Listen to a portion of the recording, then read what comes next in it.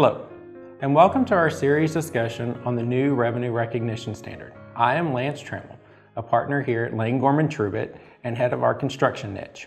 Our construction team has pulled together a series of short discussions of the 5-step process under Topic 606, Revenue from Contract with Customers, as it specifically relates to the construction industry.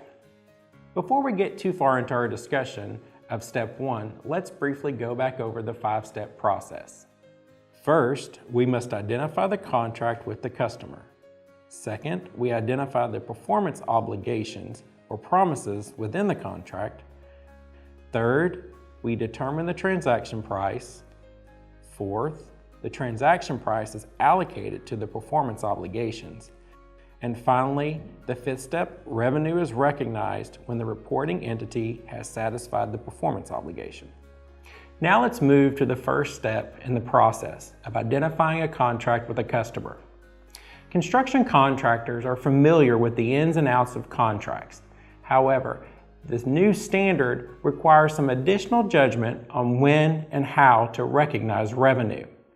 In order for an agreement to be recognized as a contract, 5 criteria must be met. Number 1, the contract must provide for approval and commitment of the parties. A contract can be written, oral, or implied. The objective is to demonstrate that a commitment exists between the parties. The contract must also be legally enforceable. Number 2, a contract needs to identify the rights of the parties.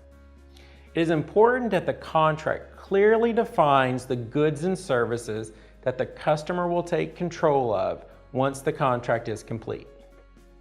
Number 3, the contract needs to identify the payment terms. While the payment terms do not have to be fixed or even stated, they do have to be determinable and enforceable. Number 4, your contract should have commercial substance. Risk, timing, and the amount of the company's future cash flows must be impacted by the execution of the contract. Finally, the collection of payment must be probable. The ability and intent of the customer to pay the contract consideration must exist.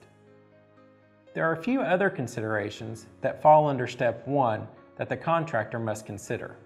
Under the new model, there will be instances where separately executed contracts would be combined for revenue recognition purposes. Instances that this may occur would be when multiple contracts are negotiated with a single objective, consideration in one contract depends on another contract, goods or services promised are a single performance obligation. Contracts will continue to be modified for changes in scope or price. The majority of the contracts will meet this criteria. There may be times when a judgment call has to be made. In those instances, it's important to have a trusted advisor like Lane Gorman Trubitt to help walk you through the process.